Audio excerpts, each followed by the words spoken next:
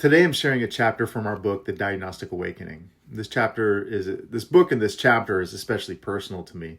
Before ultrasound, before AMSKU, before any of the systems, the frameworks, all the stuff we teach, there was my dad.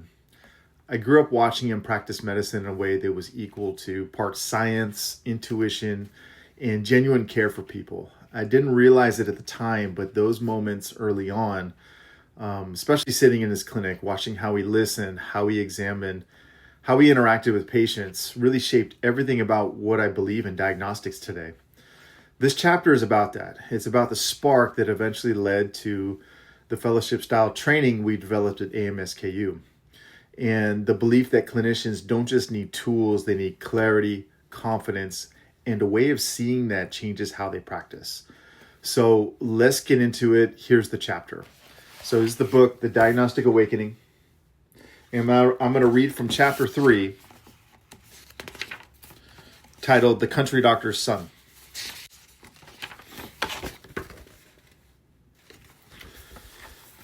So I was 10 years old the first time I helped my dad develop an x-ray. This was in Scotia, Northern California. Saturday afternoon. My friend JJ had come down from a rebound during pickup basketball. Landed awkwardly on his arm. And JJ, he was pretty tough, never showed much emotion. So when we could see he was hurting, we knew something was actually wrong. It was one of those things where, you knew pretty quickly. It wasn't just a normal fall. We went straight to get my dad. He opened the clinic, even though it was the weekend.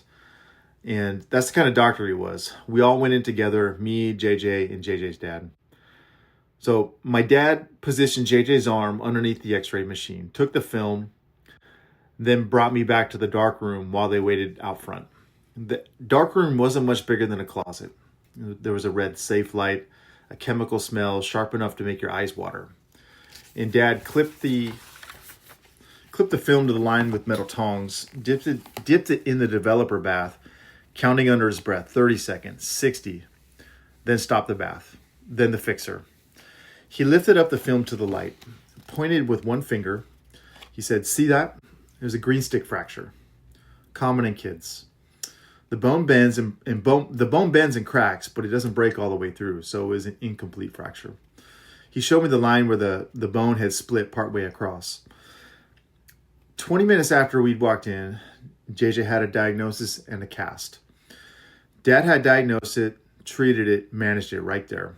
It wasn't something that had to get sent to a specialist. That was the type of doctor my father was. Family practitioner with a pretty wide skill set. That was what medicine looked like in my house growing up. The town doc. My father was a town doctor in Scotia for about 25 years. This was a small lumber town. It was company-owned town, maybe 1,000 people. And Pacific Lumber Company owned the whole place. You couldn't live there unless you worked for the company. Well, almost. The town kept 2 people who didn't work for Pacific Lumber. And that was the sheriff and the town doctor. My dad had his own practice, took his own x-rays, developed his own films, made house calls an hour away. He started as an orthopedic resident in the Army at UTSA, University of Texas, San Antonio, before pivoting to family medicine. But he always kept that strong ortho background. He always, he was always first assist in a lot of the ortho surgeries. He liked the total joints, the total knees, the total hips. And I would go follow him there as well. I lived across the street from his practice. I was a coach's kid, essentially, but for medicine. Some of my first memories are being around that office, helping out in the summers, watching how he worked. We had Saturday night lights under the lights at Humboldt State and College of the Redwoods. I'd go with my dad to cover the football games. We'd arrive early, walk into the locker room while players were taping up. And Dad would go check on anyone dealing with the injuries, give feedback to the trainers, and I'd stand back and watch. I almost never watch TV anymore except for college football. Always have those memories and look back fondly. Then we head to the sidelines for warm-ups. These players were giants to me at that age. The energy before kickoff, the crowd building, the band playing, the players moving through their routines, the cracking of the helmets, leaving the locker room on the way to the field for the first time and hearing the crack of their cleats on the concrete behind me. There was always an ambulance parked on the track. There's my dad, leather bag in hand, ready for whatever might happen. Never saw a major emergency when I was there. No major head injuries, no spine trauma. But that's why home teams keep doctors on the field. Somebody has to be ready. Someone has to know what to do when the things go wrong. That's what I thought all doctors did. Be ready, know what to do, handle whatever walks through the door. He was the type of guy who you'd see at the grocery store and bring you down to the clinic if you needed any help. Almost everybody in town was his patient. Like literally. He'd do the physicals for all the sports teams at the high school, free flu shots, all that stuff. He just wanted to provide and serve. He passed away in 2014. He was my first mentor and a big role model in my life. What I didn't understand then. Growing up like that, you don't realize it's different. You think comprehensive care is normal, independent practice, making your own diagnoses, opening the clinic on weekends when someone gets hurt, serving the community without being trapped by insurance reimbursements or referral networks. I thought that's how medicine worked. I thought that's what it was. It took me years to figure out most of the system had abandoned that model entirely, especially by the time 2010 came around. So 2010 was the year I graduated. I did my orthopedic residency, physical therapy residency, got the certifications lined up, checked all the boxes, and then I got my first real job and sat down in between patients and realized, wait, this wasn't what I was signing up for. I thought I was entering my father's world. Comprehensive care, real diagnosis, making your own decisions, building something independent. Instead, I was processing time-based CPT codes, referring out the real problems, documenting defensively, running on somebody else's treadmill, and getting paid less every year. That's when it hit me. I hadn't taken accountability during school. I'd just gone through the system without questioning where it would actually lead me. There's got to be something more than seeing people for time codes on the half hour or the hour basis. There's got to be something better. My first job was with a physical therapist who understood the bigger picture. He was actually an entrepreneur masquerading as a physical therapist. His name was Jared Bowen. He saw how PT could function beyond just the insurance treadmill, not just grinding on the insurance treadmill. We grew his practice to 3 locations together. And around that time, we saw the way chiropractors were integrating with physicians and building combined models. We watched what they were doing and thought, man, how about we try something like that with physical therapy? And that's when I started seeing the real possibility. Fast forward maybe 2 years earlier in Mesa, Arizona, 2009. Wayne Smith, who was an integral factor in my life, especially in PT school and early in my PT career. I was a second-year physical therapy student, and I walked into a lab that he was teaching where they were demonstrating diagnostic ultrasound. This is the kind that actually shows you what's underneath somebody's skin. Real-time imaging right there in the moment. They put the transducer on a volunteer's shoulder, and there it was on the screen. The deltoid, the biceps tracking in the groove, the rotator cuff moving under the acromion. This is dynamic. It was live. It was real time. There was no waiting weeks for an MRI, no sending the patient away and hoping the radiologist catches what you're worried about. You can see it right there in real time. That's when I knew that there was something more to this. This is it. This is how you get back to what my dad had: comprehensive care, diagnostic authority, immediate answers. I just didn't know how I would get there. I didn't see the whole picture then. It took me a couple of years to get good at it. The learning curve is very steep. It was it was like learning a new language. Training your eye to recognize patterns, your hand to find the right angles, your mind to translate the images into clinical decisions. But after many tireless reps and corrections, I got ruthlessly good at what I do. and doors opened up for me that I never would have thought possible. Building the model. So that was between 2009, 2010, 11. And building this model, this integrated model, physical therapy and non-operative, with non-operative physicians in one tax ID, it took some time. I worked as a physician extender pretty much my whole career at that point. By the time I got out, my career just as a normal outpatient physical therapist was very short-lived. We got into entrepreneurial endeavors pretty quickly early on. Jared Bowen was a huge influence and a huge guide for me in that respect. Sports physicians, orthopedics, surgery centers. I kept building my ultrasound skills in these settings. 15 plus years now. The integrated model started making sense. PT plus in-house imaging plus medical interventions when needed.